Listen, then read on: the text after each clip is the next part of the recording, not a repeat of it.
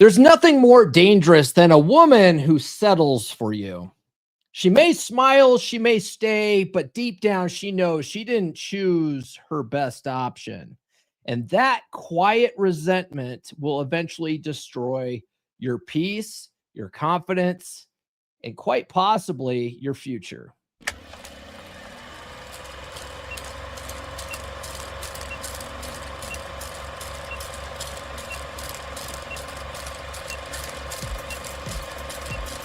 We're going live, baby. We'll do it live. You're listening to the premier podcast for men who want to not only be better with women, but want to be better men in general. This is the Come On Man podcast. And here's your host, Paul Bauer. Paul Bauer. Paul Bauer. Paul Bauer. Paul Bauer. Paul Bauer. Paul Bauer. He is a certified master life coach and NLP practitioner. It's true. It's damn true. You know, today is it's going to be a fun one, guys. Let's kick Monday off right. Talk about women settling for you. It's almost an existential threat for women to be saddled with a faithful beta male, right? Puck said it best. If you ever have read the Book of Puck, I did a whole Book of Puck series last year. So if you haven't read it, go back to my channel and watch that series. But Puck said it best. Women would rather share an alpha than be saddled with a faithful beta. Yet women settle all the time. And settling leads to a lot of resentment down the road. And that resentment can sometimes lead them to ruining your life. But before we get into it, guys, if you're new to the channel, my name is Paul Bauer. I help men level up and get better with women. And the funny thing about doing that is it tends to make us better men in all areas of our lives. Let's get right into it, okay? What settling really looks like, okay? She's not choosing you out of excitement or admiration, but out of convenience or a fear of being alone. You can almost tell during the dating phase, you can tell when a woman is just settling for you. She's not excited to go out. You have to it's like pulling teeth trying to get her to go out and do things with you. She reluctantly does things with you. You know what I mean? Like getting her to put out is a chore, right? She's reluctantly doing that too. She's just like, okay, I guess I'll do it just to keep this guy around. We've all experienced this, okay? Because we're not all women that we go out dating have that genuine desire for us that we're all looking for, right? Some women are just, they got you as an option, and there's just nothing better coming along. And as a woman gets older, especially like in your 20s, right? In your 20s, as a woman starts approaching her 30s, now she starts worrying about getting locked down. She doesn't have kids yet. She's starting to, that biological clock's ticking. And now she's trying to find someone to settle down with, right? That happens quite frequently. And most of us guys ignore that. We absolutely ignore that because we get the tunnel vision on the women and we get the sniper dating mentality, and we allow this sort of thing to happen to us. We don't spend time with women who really want to spend time with us. We spend time with women that we're interested in, and she's just not that interested in us. I'll tell you what, I think the best relationships are where you like a girl, but she loves you. Okay, those are the best. And this is why, like David D'Angelo used to say, choose a woman who chooses you. Right. And I always say, like, walk through open doors, or, stop banging on closed doors and stuff like that. And the only way you can get there when you're out on the dating circuit is by keeping your options open and not getting that sniper dating mentality. But a lot of you guys refuse to even try doing that because it just seems so difficult. Right. But it's actually much easier than it seems. Okay. Guys, before we get too far into this, do be sure to subscribe, hit those notifications. I do have new episodes every Monday, Wednesday, and Friday without fail so far. Sometimes I'm edging the algorithm. It can't be avoided sometimes. Let's talk about the hidden cost though, right? The hidden cost of a woman settling for you can carry quiet resentment that eventually poisons daily life. You know, like we call this, a lot of women out there have been alpha widowed, right? They have been with the guy that they have that genuine desire for, and she couldn't keep that guy locked down for whatever reason. And so she settles for you, but she can't stop thinking about that guy. Like that guy was the best she's ever had, the best that's ever been around, the best to ever do it. And she gets alpha widowed, and she wants you to be more like that guy, be more like that guy. And the thing is, one of the things that I learned when I was studying all this stuff, this intersexual dynamic stuff, one of the things I learned from Dr. Robert Glover is, and this was more for men, but it works for women too, right? It's wanting someone to fundamentally change who they are to make, to fit into your lifestyle. It's not the loving thing to do. Yeah. If you need someone to fundamentally change who they are so that you're more happy, you're better off finding someone with those qualities already and let that person go, because that person is not living up to your standards. But a lot of you guys have this scarcity mentality when it comes to women, and you just won't. You just allow yourselves to find women that are just going to settle for you. And then you have the lackluster starfish, we're not the 8-minute mark, starfish intimacy in the bedroom, because she's just not that into you, bro. You know what I mean? She's settled for you. And she is looking at everything you're doing like, well, you're not like this other guy that I'd much rather be with. I need you to be more like that guy. And because you're not like that guy, that resentment builds up over time. Right. And it just poisons your daily life. It's just not fun to be around someone that wants you to change all the time. Would you agree? Would you agree with that? I would agree with that. By the way, guys, if you are in a long-term relationship and it has completely eroded, it's quite possible that you did marry a woman that settled for you. It's quite possible. Not always the case. Sometimes you guys start out where you are the attractive guy and you just allowed yourself to slip into complacency over time. We call those guys type 1 captains. Right? If you ever read Ryan Stone's book on Dread, those types of guys who start off as the attractive guy that she was falling for and she loved, and then just got complacent over time, that's a type 1 captain. Okay. But either way, fixing it, whether you're type 1, type 2, or type 3 dysfunctional captain, fixing it is the same. And you need to know what's going on behind the scenes. And that's why I wrote this free ebook, She's Made You Weak. It explains the 5 stages of the betaization process. And if you don't know what's happening, you don't know how to defend against it, right? So the first step is having awareness of what's going on. So grab that ebook if you haven't gotten it yet. It's the top link in the description, or go to ebook.fixeddeadbedrooms.com. Sometimes, a lot of women, they will choose comfort over passion. Okay. And this is a part of their hypergamous nature, right? Women want we're past the 8-minute mark now, right? Women want the alpha fucks, but they also, for long-term stability, want the beta bucks. And a big problem is that often they can't find both traits in the right quantities, right? Because I always say it's an 80-20 split. You got to have 80% alpha traits, 20% beta traits, okay? Doesn't work very well this way, where you have 80% beta traits and 20% alpha traits. Like, women aren't that drawn to that.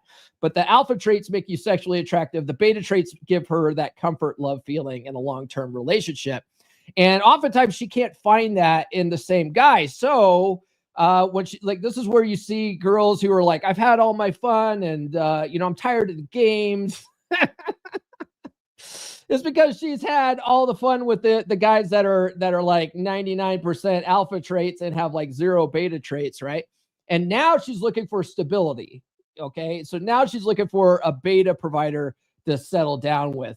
But that stability without that attraction over time breeds contempt, right? She doesn't respect you. She walks all over you. Those beta traits allow her to push you around and manipulate you. And when a woman's able to manipulate you and push you around, like, respect dies. And when respect dies, attraction dies.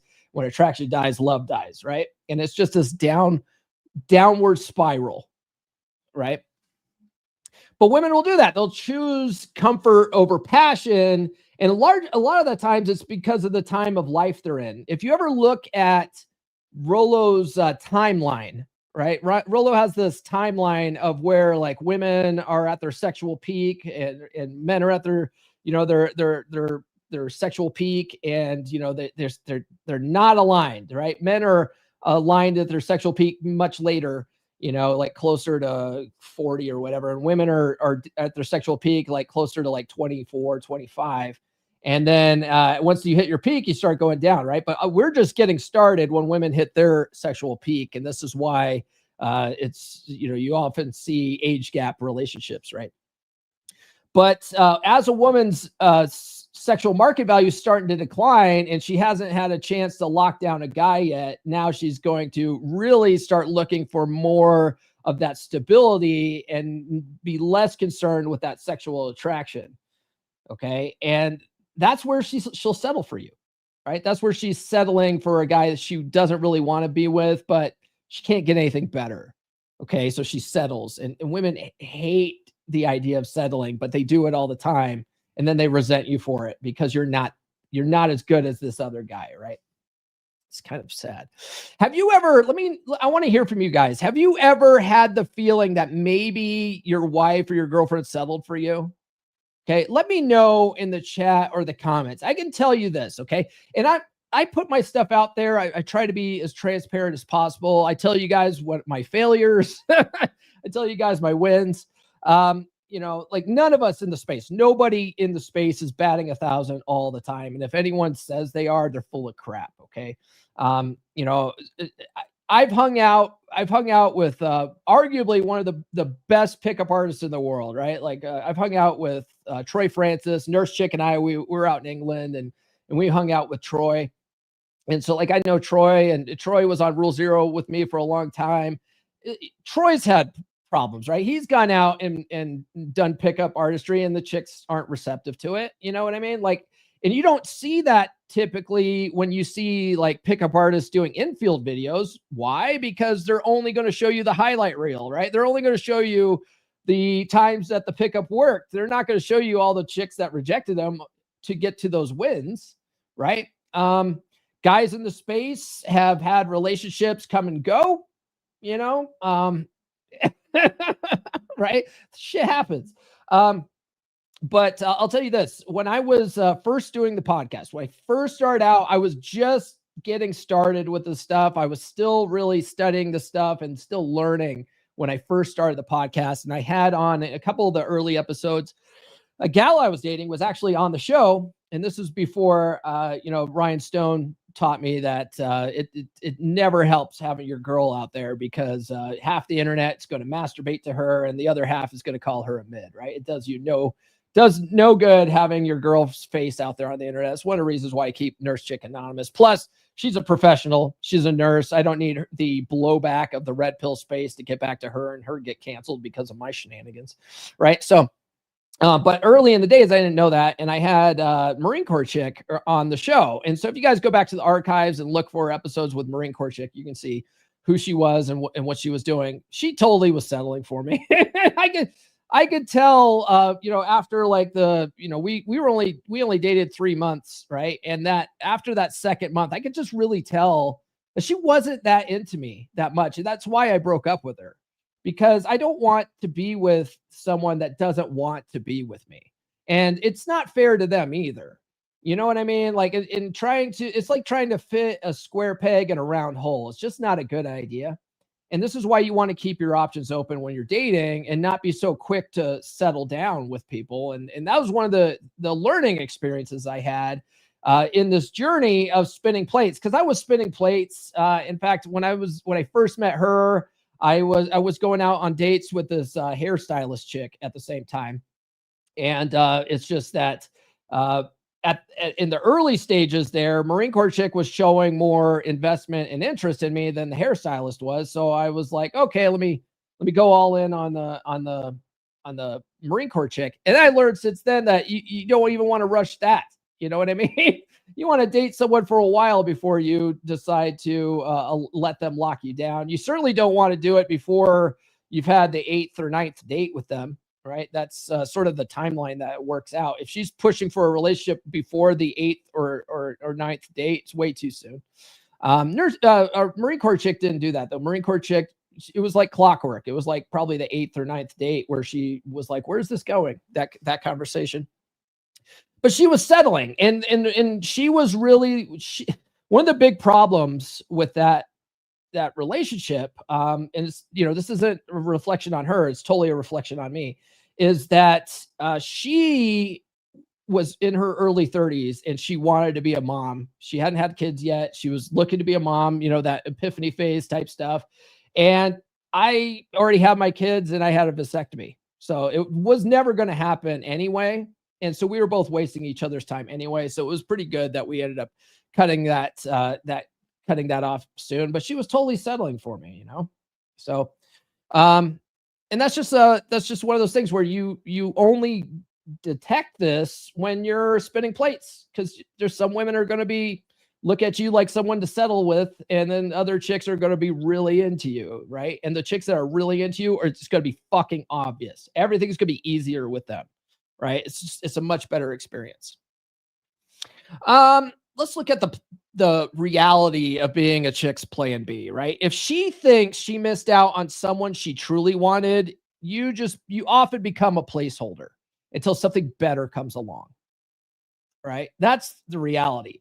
And it could be, several years into your marriage that she decides that you're just not the right guy. And that's where she's out trying to cheat. Right. And I was just watching a clip from Apex Mindset, and he was talking about this, about strategic pluralism, right? And that's really the dual mating strategy.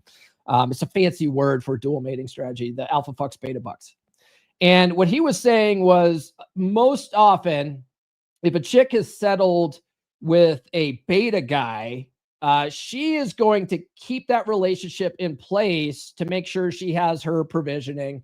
All that, she's got this guy putting a roof over her head, food on the table, taking care of the kids. She likes that, but she's going to cheat with someone who's more exciting, right? She's going to go cheat with the bad boy down the road that has no job and has a throat tattoo, but he's sexy, right? That's where women will cheat, because you're just a plan B placeholder. Okay. But they often won't leave that stability because it's too risky to leave for a throat tattoo guy, right? So they'll keep you around while they bang this other guy.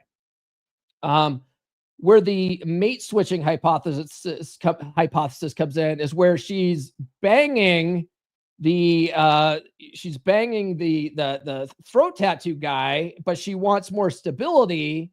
And so she'll cheat on the throat tattoo sexy guy for the guy with the stability, and then eventually leave throat tattoo guy to settle with this guy for the provisioning, right?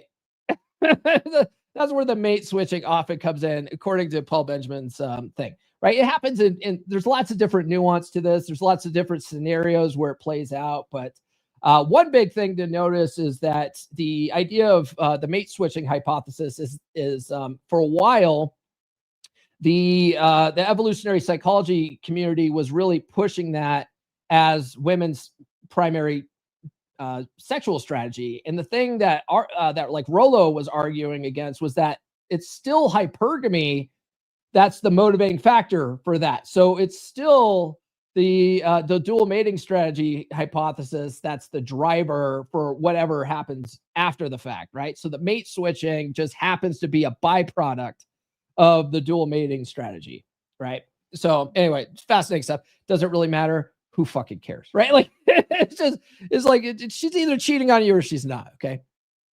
But that's the thing, okay? So if she missed out on you, you just become a placeholder until something better comes around. Have you guys seen that Coldplay concert, the CEO cheating on his wife at the Coldplay concert with his secretary or whatever? My God, I just saw a thing on Instagram about how her husband, she cheated on her husband with the CEO, and how he's going scorched earth on her ass. And he's he's gotten into her emails. He's making all this shit public, really just, because she destroyed the family by, going after a guy who's, bigger, hot, bigger, better, CEO guy who's more sexually attractive. and ruined her family for that, right? And so he's like making sure that she's held accountable by ruining her life. She basically has ghosted her husband and her kids. She has not come home since that event happened. And she's basically just like living life in shame, giving up on her children and everything because of the blowback from this. Isn't that crazy? Isn't that crazy? This is why the episode is a woman settling on you will destroy your life if you let it. Because women like that chasing that temporary emotional high will fucking decimate their entire family for a feeling, right? I got this feeling and that's really how it comes about. They've got this feeling that they just can't, they have to follow their instinct. They have to follow their gut, right? Ruin their entire fucking family. Let's talk about why respect matters though, okay? Without respect, affection dies, and with it, the bond between you will completely dry up, right? So if she thinks that she's settled on you and you are this beta type guy who has the happy wife, happy life paradigm, you walk on eggshells, you don't want to rock the boat, you want to try to keep her happy all the time, you can't stand her being upset or sad or mad, that respect starts going downhill. That's what I talk about in the ebook, right? It starts with testing. Okay, it starts with her testing you, and we might get into that a little bit more, but it starts with her testing you, and if you don't know how to handle those tests, then the rest of the betaization process starts going into effect, and she starts losing respect for you. And once she starts losing respect for you, that's where her evolutionary selfishness comes in. All she cares about is the provisioning that you provide for her and her kids. She doesn't give a goddamn about you. She just wants you to go out and work more for her and her family. And then she's going to go out and either cheat on you or eventually leave you for someone that she thinks is better, right? That's the betaization process in a nutshell. And it's a predictable 5-stage process. So if you're in a dead bedroom situation right now, that's what's going on. She's losing respect for you. And with that, she's lost attraction for you. And she doesn't want to put out anymore. That's why you're in a dead bedroom. That's why every time you try to initiate, you get shot down. She's just not that into you anymore, bro. Okay. By the way, guys, if you find value in any of these episodes, do consider sending a super chat. That supports the show probably more than anything else. I do this full time, so your super chats really do help support the show and help me. It helps me keep producing this content that helps other men just like you. Okay. We got a bunch of, we got a super chat in the chat there. Okay. We got a whole bunch of guys in the chat. Let's see what's going on here. Kamal says, don't edge me so much, dude. Hey man, I got to do what I got to do. You know what I mean? My brother's got needs. Nurse Chick's in the house. She says, good morning, gentlemen. Nurse Chick always gets this. So naughty. I'm going to come. And I do frequently. That's a nice visual for you guys. Dar Fitness, 100%. Phil says, hoorah, what's up, Devil Dog? And then Erkin says, good day, folks. Dar Fitness says, this proves that the wall is undefeated. She will settle after she couldn't lock the alpha down, so they never lose in the end because there's some beta that will swoop her up. It's true. That's true. There's this sidebar post called Michael's Story in the Red Pill Archive. And the Red Pill Archive has this story. It's called Michael's Story. And it's all about how there's no revenge fantasy when it comes to women and the space. And a lot of guys get into the red pill space. They have a lot of anger towards women because of their, whatever phase they're in and the 5 stages of unplugging. And they're hoping that women get their comeuppance, right? Like, oh, they hit the wall and that's your comeuppance. Like, dude, it doesn't matter. A chick could be in her 50s and some dude will come in and save her from herself, right? There's always going to be some dude to rescue these women from themselves. There's never a revenge fantasy. Even the CEO, the secretary that lost her family by cheating on her husband and her kids, some dude's going to come in and be like, it wasn't your fault, babe. Your husband was a jerk, right? And some dude, just because he wants to fuck her, is going to swoop in and save her. She's going to be fine. She's going to be fine, right? Erkin says, Paul spend all the plates in Colorado. Everyone that was available, I spend them. They've done been spent out here. Okay. If you're in Colorado, enjoy my sloppy seconds, bro. Okay. That's not true. Kamal sent a 249 euro super chat. So get a throat tattoo and a job. Got it. That's right. But only a part-time job because it's an 80-20 split. Okay. All right. He's a Wolfpack brother. I'm going to give him the shaking booty video. That's totally going to demonetize me. Guys, send more super chats.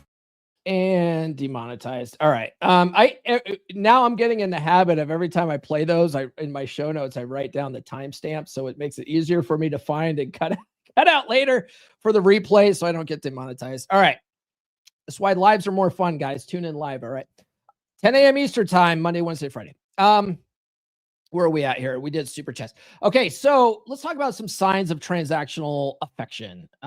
This is where, like, you know it in your gut, where intimacy feels like an obligation rather than genuine desire. This is where your wife tells you, you know, if you did the dishes more, I would feel more sexy and I'd put out more, right? If you just clean the gutters like I asked you to, by God, I would fuck you more, right? If you're at that place where you're doing chore play in order to get sex from your wife, and that's the only way, she's settled for you, bro. she's settled for you, or she's at least lost attraction for you, okay? And you cannot negotiate genuine desire. This is why the love languages are complete bullshit, okay? Now, the love languages, there's no, the guy who came up with them, he just had this idea one day, right? There was no, there was no study backing this sort of thing. But you know what? There's not a lot of studies in the red pill space either, right? A lot of the stuff that we talk about when it comes to dual mating strategy, there are studies from that comes from evolutionary psychology, right? But the love language has never had a backing. And it became such a popular idea because on paper, it sounds wonderful, right? And if you do those things at the beginning of a relationship and maintain that throughout the entire relationship, they're nice. People appreciate a lot of those things, like all five, not just like one or two specific love languages. But if anyone ever tells you like my love language is blah, that they're full of shit, right? Because here's the thing. 99.99% of guys, their love languages are physical touch and words of affirmation. 99.99% of guys. Why? Because those are the two things they don't get in a relationship, especially when their relationship is going downhill. They don't get the sex and they want more sex, and their wives never appreciate them and tell them what a good job they're doing, and they never get those words of affirmation. So those are the two things that guys will say are my love languages. A woman who is settled for you and is just using you for provisioning and providing, their love languages are acts of service and gift giving, right? It's fucking nonsense. Anyway, there have been studies that have shown that the love languages have no bearing on fixing a broken relationship. They do nothing. Okay. The only time that love languages did anything to improve a relationship that was going downhill was when there was still genuine desire there. There was genuine attraction, and people were just, you know, they just needed those types of things to stay invested, but they were already pretty much invested, right? But if you've lost her respect and lost her attraction, trying to do love language stuff ends up just being a negotiation for desire, and then everything becomes transactional, and it's all bullshit. Okay, so love languages, you can't rely on those to fix your marriage. If that's what you've been reading, right? Fucking stop. Fucking stop it right now. By the way, guys, follow me on social media. The links are in the description. I'm on all the good platforms. Okay. Let's talk about how men tend to trap themselves. Okay. Many men focus only on securing a relationship instead of ensuring they're the best option. Okay.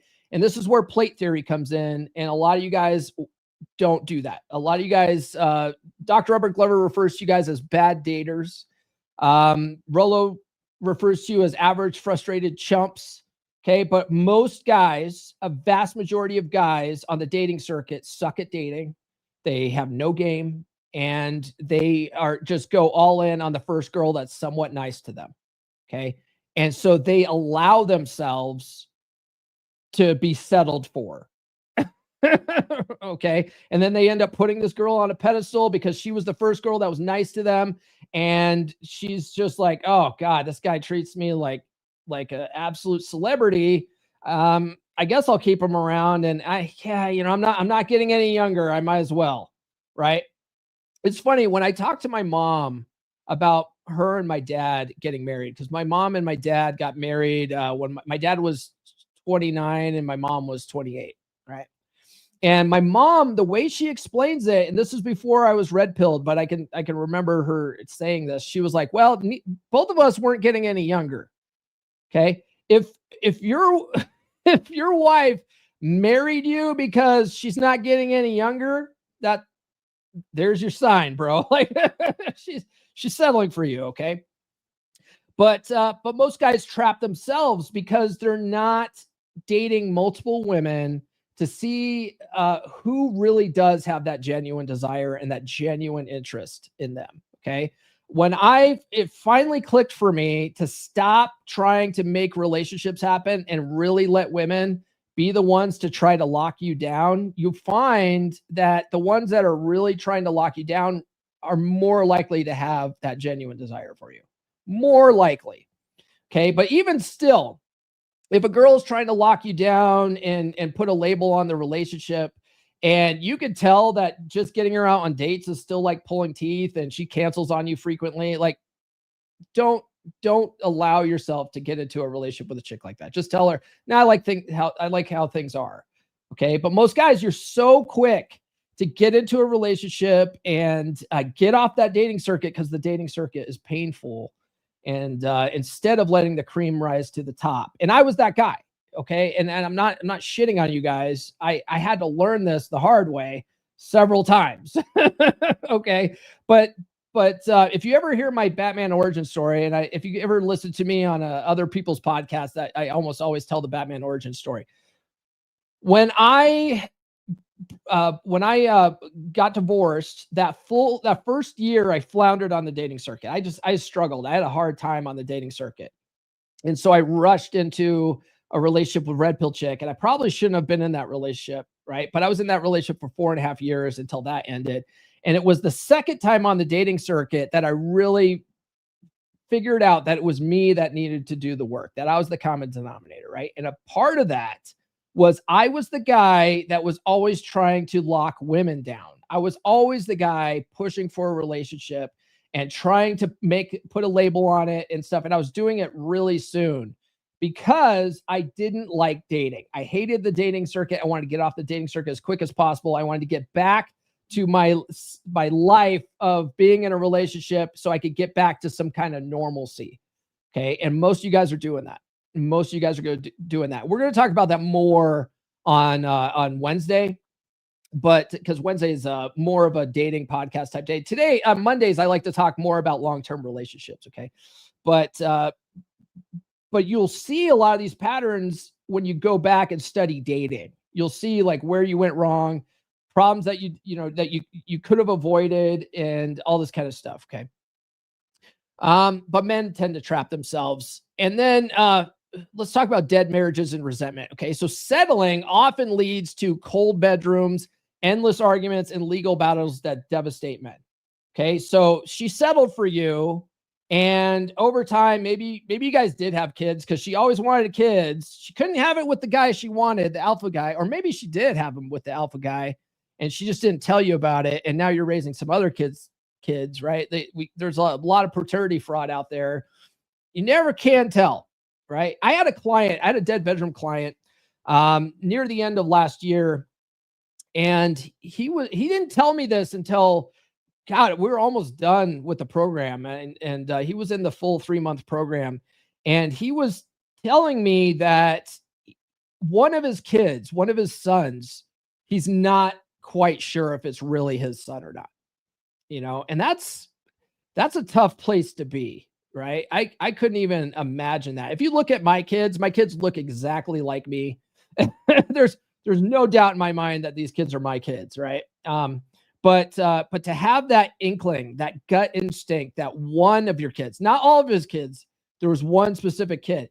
And it was because he was like, my wife at the time was acting so erratic, and she was like off doing these things, and he really thought she was cheating, and he ended up putting like a tracker in her car that she found, and that caused like a big shitstorm, big reason why he's in a dead bedroom and all that kind of stuff. And then partially through the program where we're trying to turn his marriage around, comes to find out she's being that way again.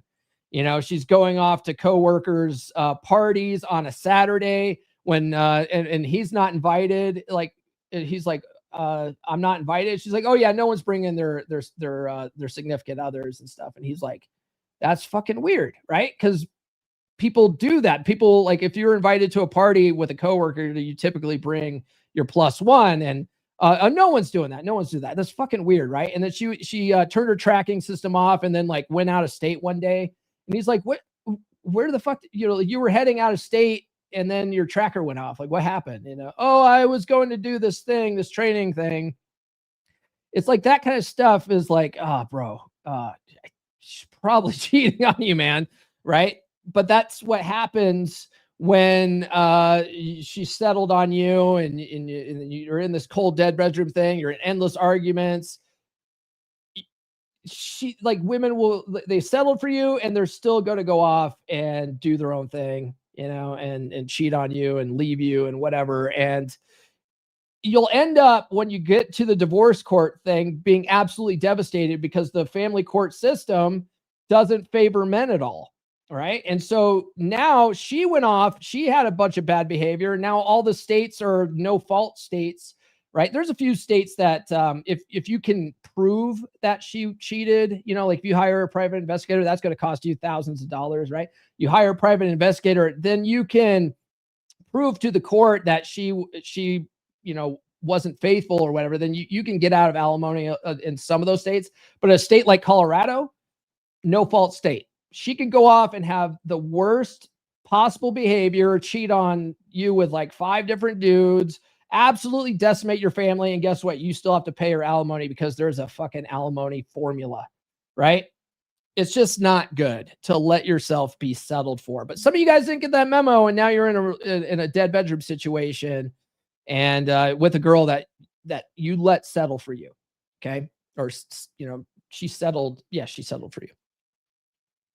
It's terrible. It's terrible. By the way, if you guys are in this situation, I highly recommend you grab a copy of my book, Get Her to Fuck You Again. If you go to books.comeonmanpod.com, you can find all my books there, but the link to it is directly in the description if you're watching on YouTube or Facebook. Let me play an ad for that real quick, and then we'll get back to the topic at hand. Are you tired of the dead bedroom? Wondering what happened to the passion, the connection, and the spark? Well, here's your answer. Introducing Get Her to Fuck You Again, a red pill guide to fix a dead bedroom, now on Amazon. This isn't about manipulation or tricks.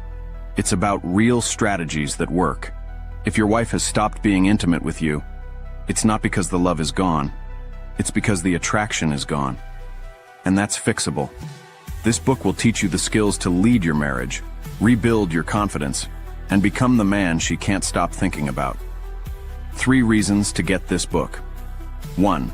It breaks the cycle. You'll learn how to stop doing the same things that are killing her attraction and start doing the things that reignite it. 2.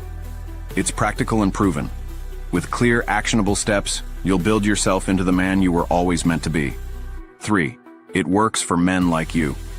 Paul Bauer has helped hundreds of men just like you fix their dead bedrooms. And now, it's your turn. Don't let another day go by feeling frustrated and disconnected. Go to Amazon right now and buy Get Her to Fuck You Again. Read it, apply it, and watch your marriage transform. The connection isn't gone forever. You just need the roadmap to get it back. And this book is it.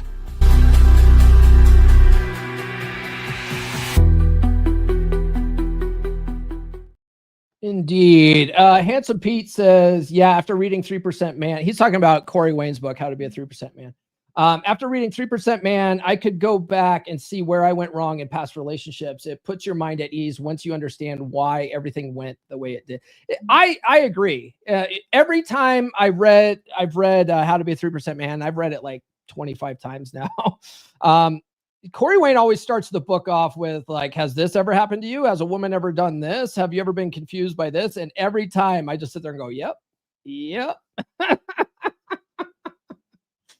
Oh man. And then John says, as men, we can never know if they're truly ours unless you get a paternity test. True. And then, guys, by the way, if you have a question, send a super chat, would you? And then Erkin says he's not considering a DNA test. He is, but put yourself in his shoes for a minute, Erkin. Could you imagine going to your son and saying, hey, buddy, because his son isn't little. His son's a teenager now, right? Go to your son and be like, hey, buddy, I think your mom might have cheated on me. Can you come with me to the doctor's office? We got to go get a DNA test done. Can you imagine telling your teenage son that? Right now, if they were little, it'd be pretty easy, right? Just make a doctor's appointment and whatever. But it's not so easy when your kids are old enough to know what might be going on. You know what I mean? And can you imagine your son finding out that your mom, like he's not really, you're not really his dad? Like that would be devastating for a kid, you know? And then he would probably look at his mom like forever, like what a fucking hewer, right? What a 304, a bop. You know, my son told me this new term, right? The kids these days are calling 304s bops. So I think we can safely say that on YouTube. She was a bop. Allegedly. I don't know. Okay, guys. So her nature, so this is her hypergamous nature, right? Her nature is to seek the best available possible. Hypergamy's eternal question is he the best I can do? Okay. So if you are not the best that she could do, she will always wonder if she could have chosen better or if there's still other options for her. And she'll be constantly on the lookout for better options if she knows that you're not her best option. That's why a lot of the strategy I teach guys on my podcast is how to be a woman's best possible option. Now, I'll tell you what, you are not always going to be a woman's best possible option. I don't care how much game and frame and whatever you got going for you. Like, you know, it's a very subjective thing, right? A woman has to feel that you're her best possible option. And if she does, and she has respect for you and like that, you have the best chance possible of keeping that relationship going long-term, right? But here's the red pill reality. The red pill reality is that there are no guarantees. Okay. And that's the big problem with purple pill or like the trad cons. Trad cons are looking for a guarantee, right? And they think that if you just lock a girl down and put a ring on it, like she's guaranteed to be yours. And guys, just go out there and get married. Don't spin plates. That's a terrible idea. Just get married and lock these girls down. And it's like, there's no buffer from the sexual marketplace. Okay. Even with a ring on it, these women are still cheating. Dudes are still cheating. Right. So there's no buffer from the sexual marketplace. There's no guarantee. Okay. The legendary Archwinger told me, he was on my podcast, I don't know, a year or two ago. And Archwinger said it really well. He goes, the appeal of blue pill is that it sometimes works, right? For some guys, it tends to work out being a blue pilled simp guy, and their relationships last and they're happy. Great. Okay. But that's a minority, right? And he said, and then red pill, it's like counting cards. Okay. When you go and count cards in the casino, you have a better chance of winning. But you know, you still might get caught and you might get banned from that casino for life, right? But you know, red pill sort of is like counting cards. It's your best possible chance at keeping this stuff going for the long term, but it's not guaranteed. Okay. It's just not. All right. But if that's the idea, once you know what's happening, once you see the code in the matrix, you have a better chance of navigating the game. Okay. And now you know that the game is that you have to be her best possible option. So how do you do that? Well, like if you read my books, all the stuff I talked to you about is all about becoming a woman's best possible option. And the thing is, and we're going to talk about it more on Wednesday, the bar's never been lower. Okay. The bar's never been lower to be a woman's best possible option, because most guys out there have no fucking clue how women operate. And so once you know how they operate and you can navigate things, you have your best possible chance. Okay. We'll talk about that more on Wednesday. But a part of being her best possible option is you have to build your value. Okay. Women are inherently given their value. Men have to earn their value. We have a burden of performance, whether you like it or not. Okay. You can be mad at it and get mad at these women. And I want to hold women accountable, but you're never going to hold women accountable. And you still have to, earn your value in this world. That's our burden of performance as men. Okay. So that looks like, especially when it's, when you're in a long-term relationship, that looks like strength, health, income, and influence all must be developed to attract women and get them to experience that genuine desire for you, right? This is why, MLD says money, muscles, game, and frame. RP Thor talks about having a dominant masculine presence, which actually Thor argues goes above money, muscles, game, and frame. It's the total package. Okay. And I kind of agree with Thor. It's just that money, muscles, game, and frame is an easy framework for men to work with. You know what I mean? It's like they're both good. They're both good. And if you work on your money, muscles, game, and frame, you tend to have that dominant masculine presence. So they're not mutually exclusive, in my opinion. But in order to do that, in order to be her best possible option, you have to be the total package. Okay. And that means like you can never rest on your laurels. You always have to stay ambitious. You always have to be a man of purpose. You can't let her walk all over you. You have to have some semblance of emotional control. You got to stay in shape. You can't be a fat bastard. Okay. All these things are required if you want to have a long-term relationship where she's into you. Okay. And I would say most guys do. If you don't give a shit about any of that stuff and the juice isn't worth the squeeze and you just want to spin plates the rest of your life, you don't have to worry about most of this shit. Okay. But if you want to, at least spin plates with higher quality women, you at least have to work on your muscles and your game, right?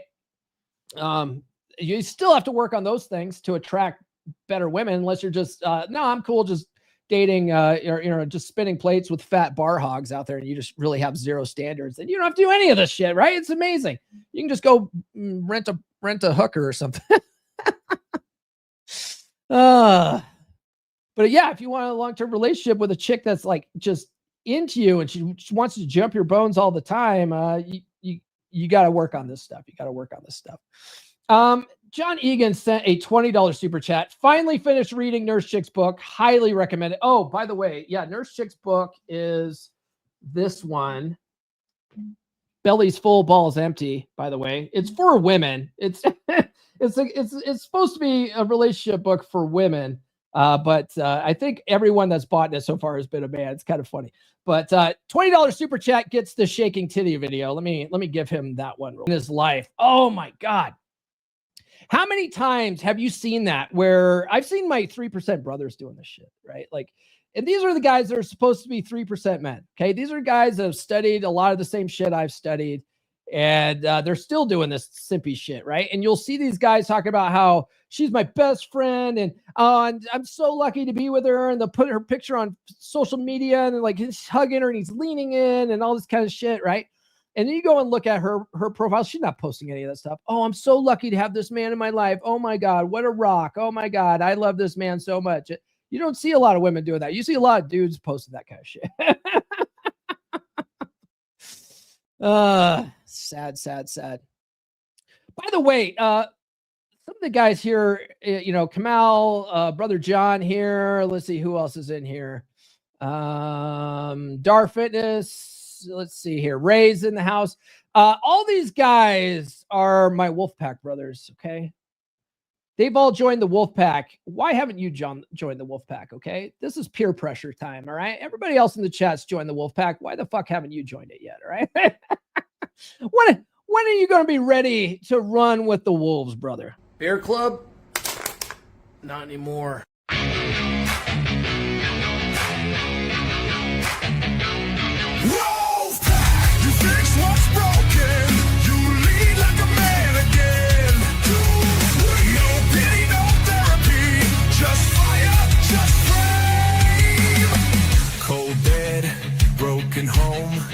life drift, feeling alone. You don't need hacks, blogs, lies. You need men with fire in their eyes. We rebuild from the ground up. No excuses, no soft stuff. Telegram lit 24/7. Brothers locked in, steel, not heaven. Step inside the pack. We don't fall, we attack. True fire presence, we bring it back. Masculine pride, no time to slack. Step inside the pack. Drop your past, claim your track. No therapy talk, no playing small. We sharpen blades, we take it all.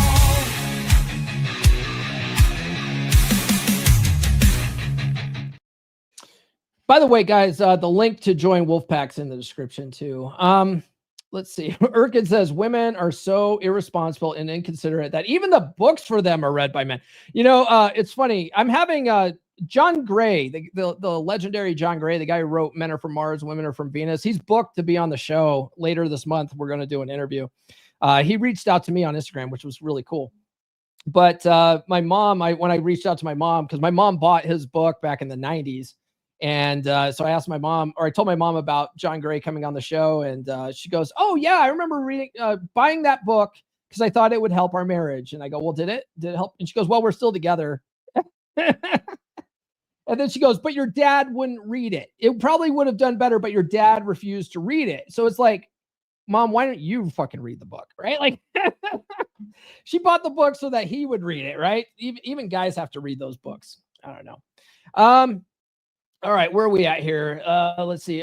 John Egan's going to do a review of Nurse Chick's book after the show. Cool. Thank you. Thank you, man. And you are not a fucking honorary member, Erkin. You got to actually join the club, man. You can't. There's no such thing as honorary members. Hate to break it to you. But we'd love to have you in the pack, bro. There's other guys from Europe in there. Kamal's over in Europe. You would be in good company. We also have at least one guy in England out there too. A couple of Canucks. We have it's not just Americans in the Wolfpack. We got some Canucks up there too. All right, let's see here. Let's talk about how options protect you. Now, this is more of in the dating scene before you pull the trigger and fucking put a ring on it. Because you know, I'm telling you guys, you don't need to put rings on it anymore. It's pointless. It's absolutely a bad deal for men to get married. There's no reason to buy the cow when you get the milk for free. Okay. There's absolutely no reason to do it. But what if you don't want to have kids? You can still have kids and not get married. I don't know if you guys know that. Plenty of that going on. Okay. So options protect you. Okay. So having multiple women interested in you before commitment prevents desperation and poor choices. Okay. This is really where you see women putting in that investment. And here's the thing. Alan Roger Curry said it really well in Mode 1, his Mode 1 books, but pussy attracts pussy, okay? If you date multiple women, the fact that you're dating other women makes women more attracted to you. It's a part of their pre-selection.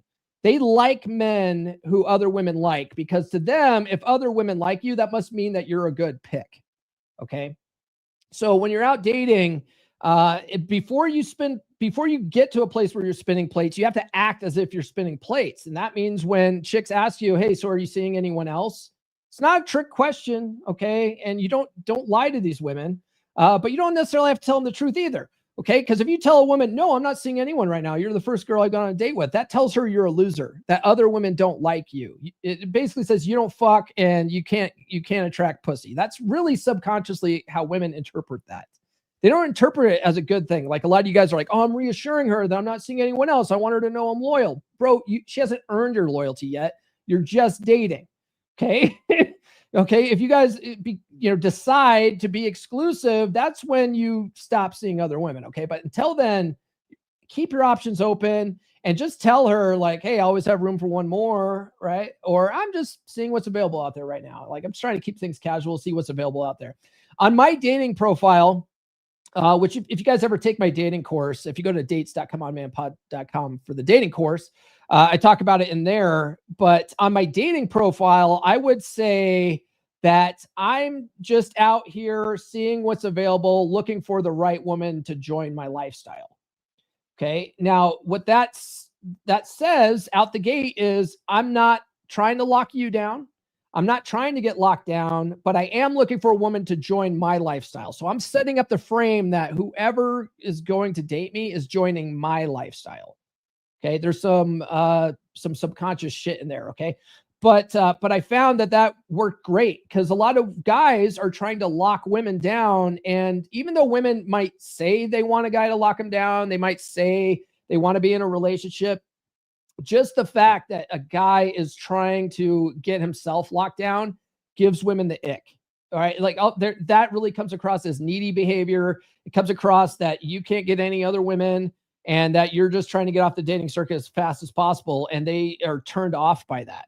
Okay. It's like Puck says it really well in the book of Puck. It's like a wild bird flying into a bird cage. It's unnatural. It just is weird. And anyone that saw that happen would be like, that's fucking weird. Okay. That's how women act when men are trying to push for relationships. Okay. So having multiple women keeps your options open. It also keeps you from being needy and wanting to be locked down. You're having fun. Like, this is amazing. When you're banging multiple women in a weekend, like the first time you do that it's fucking like, oh, like the fucking God, the angels are singing. It's fucking amazing. But here's the thing. For you guys that didn't get the memo, you pulled the trigger and you're trying to turn your relationship around because you think that maybe your wife settled for you. Options still protect you. Okay. Now, I'm not saying go out and cheat on your wife, but passive dread game is a very effective strategy. Some of the guys in Wolfpack and some other of the guys that have tuned into my show have expressed an interest in me doing a passive dread game course. So I'm going to be putting that together sometime this month.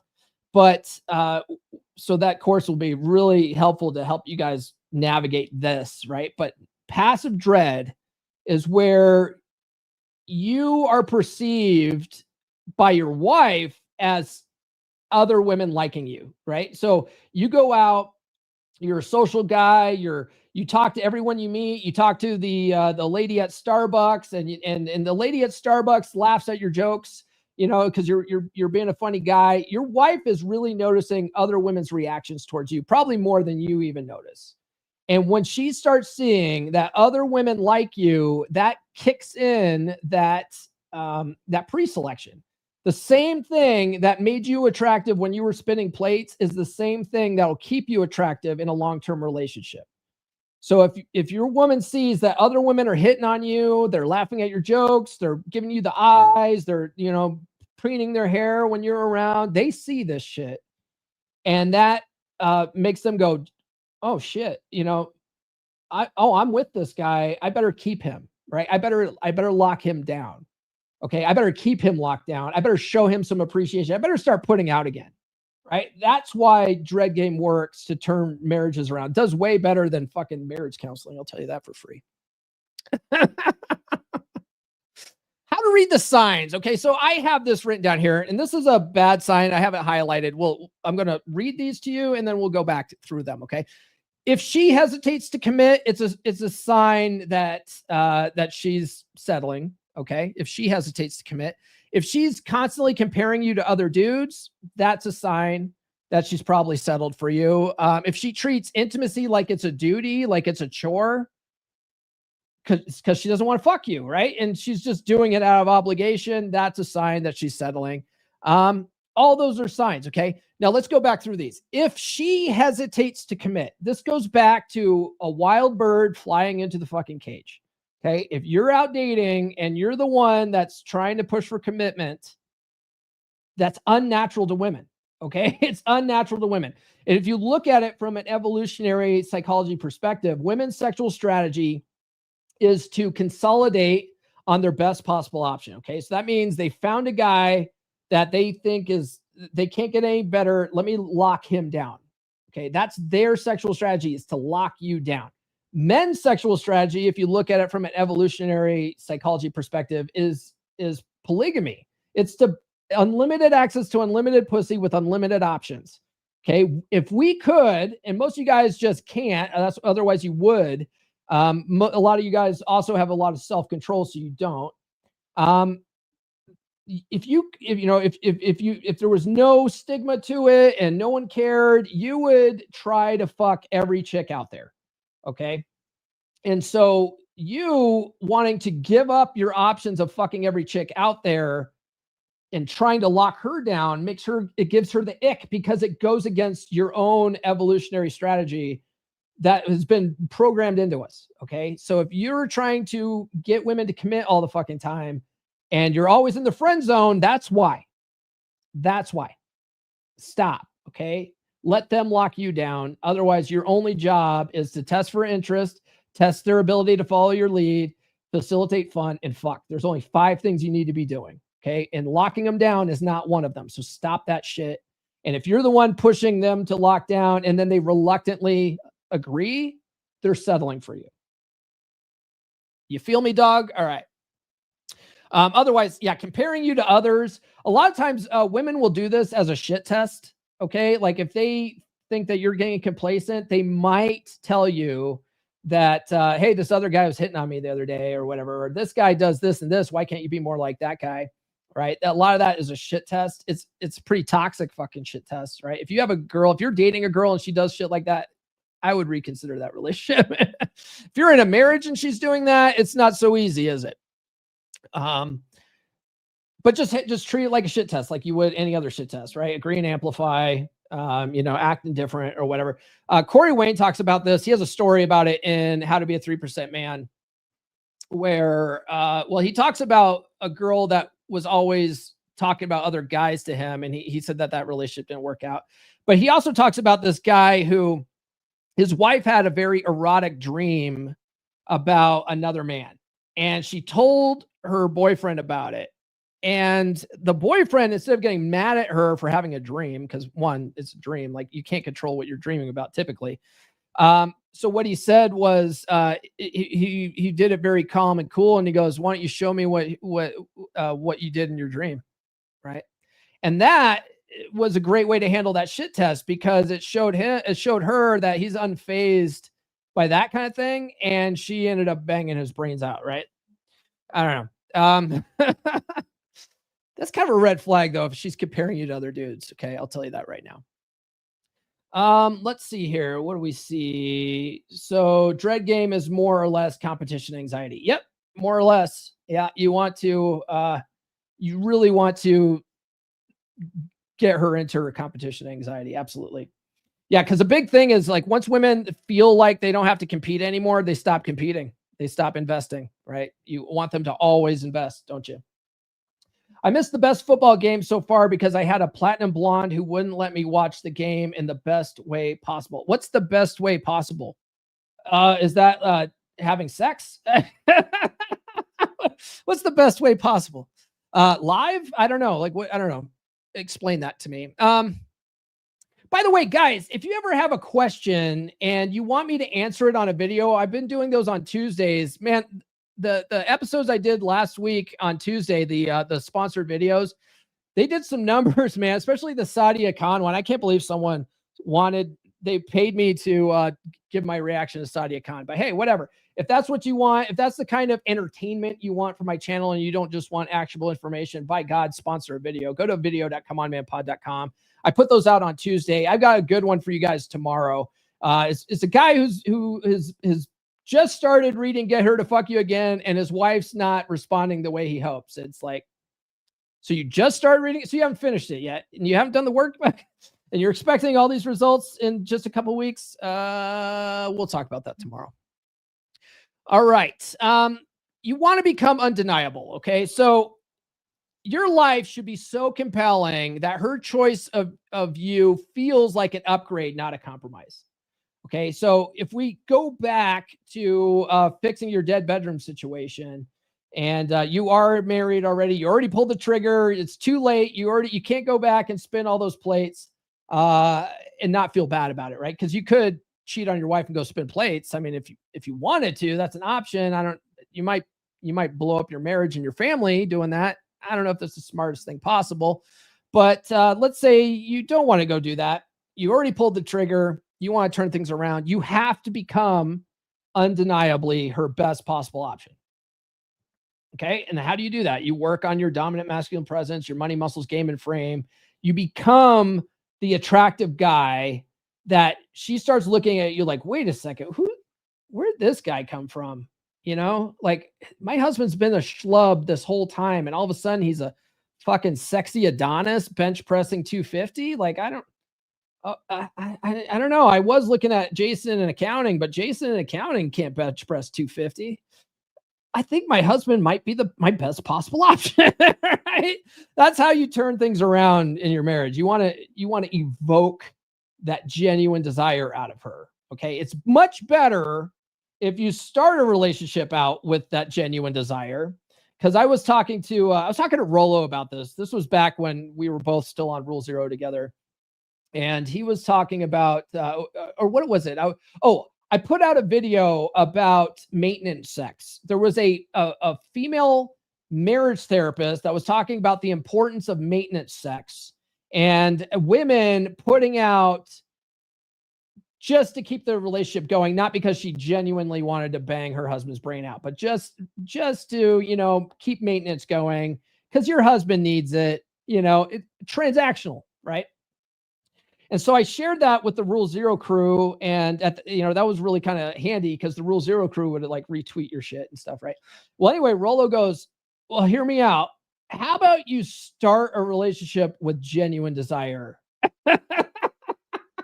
How about that? You build your relationship on genuine desire, then you don't have to worry about maintenance sex because sex is a joy for her and a joy for you, right? Like you both genuinely want to bang each other's brains out. How about that? Because I'll tell you what, that maintenance sex, I did a whole episode on maintenance sex and why it's a terrible idea, right? Because it's really just comes down to transaction and it's not genuine desire and she's going to lose respect for you. It's going to become a chore for her. If she's doing the maintenance sex, it's just going to be another thing she's got to do and she's going to resent you for it. It's not a good thing. It's not. This is why marriage therapists are full of shit. Okay. You want to be focused on your mission. You don't want your wife to be your mission. Okay. You want to focus on your mission, your goals, working on your skills, leveling up in your career. If that means new certifications, whatever. That was one of the things I hated about IT, because like, as you guys know, I'm retired from IT now and I do this full time. But when I was in IT, technology moves so fast that you have to stay up with the latest technologies. It's a never-ending struggle. It's a never-ending, I got to get my certifications up to date. It's never-ending. You're always learning new shit, okay? And if you're not, you're falling behind and your career is going to suffer and you're going to fall into complacency and then you're eventually going to be a dinosaur in your own industry. I was talking about this with another guy. I think it was on the drinking, it's not the Drinking Bros podcast. What was it? It was the Drink O'Clock podcast. That's what I was on. I was just on the Drink O'Clock podcast this last week. And one of the things that guy and I were talking about was AI and how when I wasn't in IT, I promoted this desktop tech up to DevOps, right? Which is a huge career jump. Most guys don't jump from help desk and desktop to like something high level like DevOps, right? And so he moves into DevOps and he's really green. And so I was showing him how to use Copilot to help generate Terraform scripts and how to troubleshoot Terraform scripts, right? I was like, look, if you have this Jenkins error, and I'm talking Greek to a lot of you guys, that's okay. But just stay with me here. If you have this Jenkins error, take that error and paste it into Copilot and then say, this is the Terraform code. Why is it giving me this error? And it will spit out, possible solutions for you. And I was showing him this and I was showing him how it could actually write the Terraform code for him. And he's like, oh my God, like we're all going to be out of jobs here when, AI takes over writing all of our Terraform scripts. And I go, no. I go, the people that learn how to embrace the new technology and use it to be more efficient in their careers, they're going to still have jobs. The guys that fight this and go, no, that's not authentic coding, bro. I prefer to sit here and write out code myself. Like those guys are going to struggle. Okay. Those guys are going to be out the pasture. Okay. But you staying on top of the newest technologies is going to keep you employed longer. It's the best chance you have at any kind of job security. Right. So that kind of thing, right? Focusing on your goals, focusing on skills, always willing to level up in your career and get to that next level, always be mission focused. Achievements come first, all that kind of stuff. The thing is that women are drawn into that reality. They love that. They love that ambition. They love that drive. Okay. A lot of people say, oh, women only care about money and stuff like that. It's not the money itself that they're attracted to. It's the qualities that it takes to get more money, right? So that drive, that passion, that ambition, that assertiveness, that decisiveness, all that kind of stuff, those are attractive qualities that women like. So if you can embody that stuff by working on your purpose and your mission, they love that. They're like, oh shit, I fucking love this guy, right? You want to be that guy again. One of the guys that I was coaching in the Dead Bedroom program, that was a big problem, was his wife passed him in careers, right? He was always like, he had a good career. I think he was working a tech support job or something. And he just got really comfortable in that job, didn't want to move up to the next level, didn't try to get certified in new things. He just liked the status quo. And his wife in her career passed him and then started making more money. And it wasn't that she made more money. It was that he had no ambition and drive anymore, that she lost attraction for him. Right. So I told him, he goes, it just was never important to me. And I go, maybe it should be fucking important to you. Okay. Make it a priority. And so by the end of the program, he got promoted to the next position. Some positions opened up. He got promoted to them. He was making way more money by the time we were done with the program. The program isn't just about dead bedrooms. Like I've had at least 2 clients now where they got significant raises by the end of that program because they started working on bettering themselves and making themselves the best possible version of themselves. Right. Part of that gets you more money. It's amazing. It's amazing. It's almost like this is why I say, I help men level up and get better with women. And the funny thing about doing that is it tends to make us better men in all areas of our lives. I always say that at the beginning of the show, because the pursuit of women and what women are attractive to does improve our lives. It's a byproduct. It's fucking funny, right? But it's how it works. Okay. Women are great motivators that way. That fucking pussy. Oh man. By the way, I mentioned guys in my coaching program before. If you guys are considering working with me one-on-one, you really are interested in that 3-month program, the first step is to just book a breakthrough and battle plan session with me. Okay. It's an hour-long session. We work on a battle plan for you and your specific situation. And if you decide to work with me in the next 3 months, then I refund you the cost of this. But really, I charge for this call to make sure that I've got guys that are going to do the work, right? That you've got some skin in the game. And this just shows me that you're going to do what I tell you to do. Because if you don't do what I tell you to do, we're wasting each other's time. Okay. And I don't want you to waste your money. I really want you to get results. I really want to make sure that you have results. And so this is my way of doing that. All right. But the first step, book a call with me. Go to call.fixdeadbedrooms.com. All right. The last thing we have here, God, these episodes just keep getting longer and longer, don't they? The last one we have here is standards to aim for. Okay. You want to become the man who commands respect and desire so that the thought of settling never enters her mind. She's always looking at you like you're her best possible option. That's the goal. A lot of guys get caught up with this concept of alpha widows, right? Oh, she's an alpha widow. You're done, bro. That's not true. That's not true. A woman can be alpha widowed until she meets a guy that's better than that guy. Okay. It's a fact.